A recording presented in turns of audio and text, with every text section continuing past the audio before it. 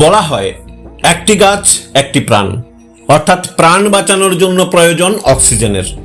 তেমনি রক্তদান মহৎদান, অর্থাৎ এক ফোঁটা মানবিকতা বাঁচাতে পারে মানুষের জীবন।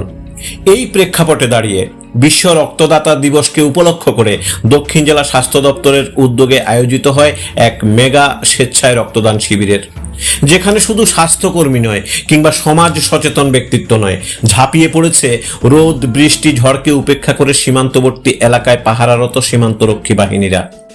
বিশ্ব রক্তদাতা দিবসের শিবিরকে পাথেয় করে ঝাঁপিয়ে পড়েছে টিএসআর জওয়ান। রক্তদান করেছেন আইটিআই কলেজের ছাত্ররাও।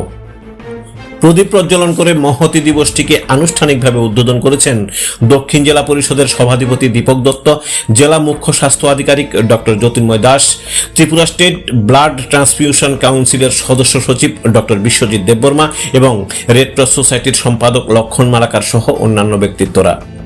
রক্তদান বিষয়টি কতটুকু মানবিকতার পরিচয় এবং রক্তদান করে মুমূর্ষু রোগীদের তাৎক্ষণিকভাবে প্রাণ রক্ষা কতটুকু আত্মসন্তুষ্টি দিয়ে সে বিষয়ে বিস্তারিতভাবে ব্যাখ্যা করেন ওনারা।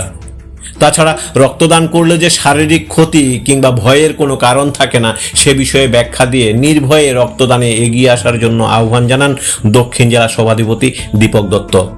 অনুষ্ঠান শুভারম্ভের পরক্ষণেই ছুটে আসেন দক্ষিণ জেলা শাসক মোহাম্মদ সাজ্জাদ পি।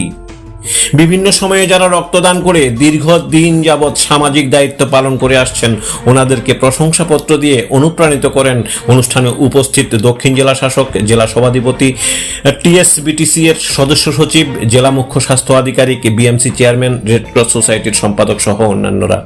রক্তদান শিবিরে যারা প্রথমবারের মতো রক্ত দিচ্ছিলেন তাদেরকে অভয় দিয়ে এবং যে সকল রক্তদাতারা দীর্ঘদিন যাবৎ রক্তদান করে আসছেন ওনাদেরকে সামাজিক দায়িত্ব পালনের অঙ্গ হিসেবে এই মহতি কাজের জন্য কৃতজ্ঞতা জানিয়ে সৌজন্যমূলক সাক্ষাৎ করেন জেলা সভাধিপতি সহ জেলা মুখ্য স্বাস্থ্য আধিকারিক ও অন্যান্য ব্যক্তিত্বরা।